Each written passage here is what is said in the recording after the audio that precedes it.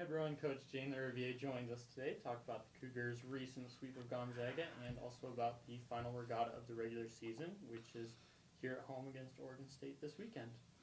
And it looks like you have a special guest here with us, too. I do. I brought Craig Culbertson with me today. He is one of our most trustworthy and hardest working people in the department. He's a maintenance guy, and he is responsible for actually putting the course in and every sort of, I don't know, what do you call the hosting a rowing regatta? Craig's the man. All of the event management. Event management. There you go. But we'll hopefully get a chance to talk a little bit later about the putting a course in a river and a course that's 2,000 meters long and just what goes into that, because I think it's kind of interesting. Okay, so we'll start with Gonzaga last weekend. You got the sweep of them. Could you just comment on that regatta?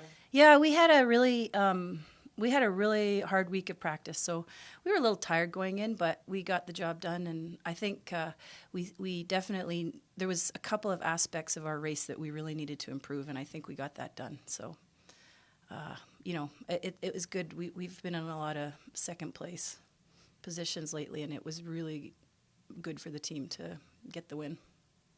And then coming up this weekend, you're facing Oregon State. Just them as an opponent in general?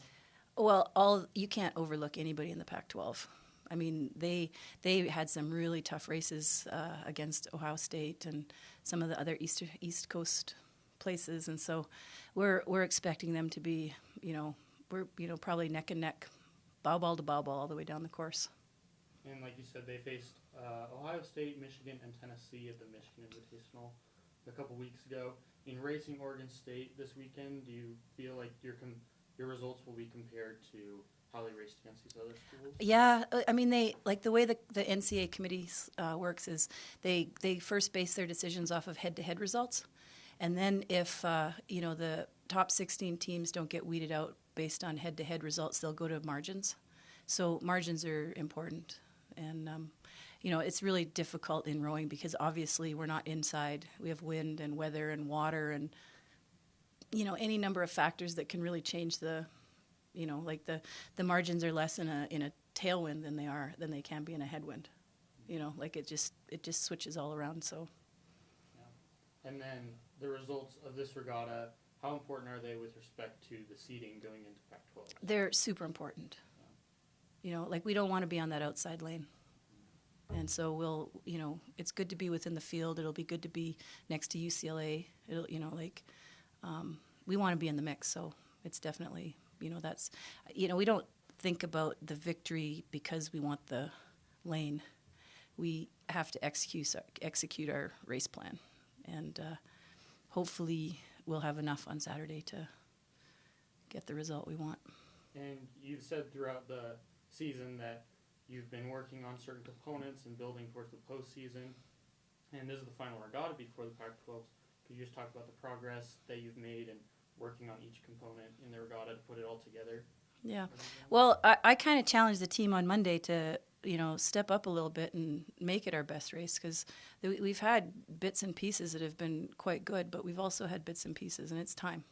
We're running out of season, and they haven't hit the big one. They haven't had a great race from start to finish, and I think we're due. That's the 1V. The 2V has been plugging along pretty well, and the 4 has been doing really well. So, I'm speaking specifically about the 1V, and so we'll get them going hopefully. All right, and then this weekend is Oregon State. It's the only home regatta of this season. What are you most looking forward to about it being at home, I guess? Being at home, yeah. I mean, being on the Mighty Snake, and we hope it's a garden variety and not a pit viper, in terms of the weather. So, but it's looking pretty good.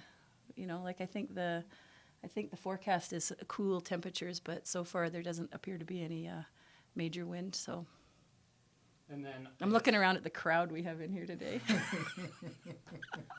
then I guess this question could go to Craig as well, but what activity should spectators expect to see when they arrive at Hawaii Landing? It's right at the boathouse, the edge of the race, or end of the race. So. Yeah, okay, so the first race is scheduled to go at 9 o'clock. And we'll have a coaches meeting at 7:45. People will be launching about 8:15. So if there'll be lots of activity boats in and out of the breakwater from about 8:15 until probably 9:15, and then all the boats will be out. And of course, if they go to a Y landing, and I think after today the directions will be on the website, and takes about 25 minutes to get there, and we hope we have a good crowd. Just like last weekend, there's lots of fun stuff going on in Pullman. So, yeah, and it's a beautiful drive, and it's a beautiful venue. People can get out on the dike and bring their lawn chairs and watch the cruise up close. Yeah. They come within. Bring some firewood. They come within 30 feet of the. Of the breakwater when they come past the landing. And then I guess for Craig, this is one of the few courses that has a full 2,000 meter buoy course in the regular season. Could you just talk about putting that in? Well, sure I will, but the first thing I have to do is just make a slight correction because I'm not the only guy that puts this course in. There's three other important people, Brian Landy, Mike Reisenauer, and Tim Shashelski. I'm afraid if I don't mention them, I will be the only guy and that's my putting bad. putting the course in. But anyway, it's an interesting endeavor. It involves roughly 6,000 feet of cable, and fortunately, the river has a curve in it, which is very opportunistic for what we're trying to do, because there's a lane cable that's 2,000 meters that runs, 2,000 meters that runs straight up the river, but before the start line, while the river curves, and so we can pull straight out, and we actually anchor it into holes driven into that we drilled into the rocks, and so that lane cable goes 2,000 meters straight up the river, and then we have lateral cables that we attach to the bank, and then we anchor with 3 concrete blocks out laterally from the lane line, and that's what holds it straight for the most part. And so it's quite an involved. It takes 4 of us about 6 or 8 hours to put the course in and get it straight, and I'll go down this probably tomorrow and put the finish line in, and then we're ready to race. Yeah. So I think a couple of the things that I've put courses in and out, and I'm very grateful to have not put this one in or taken this one out. I really am.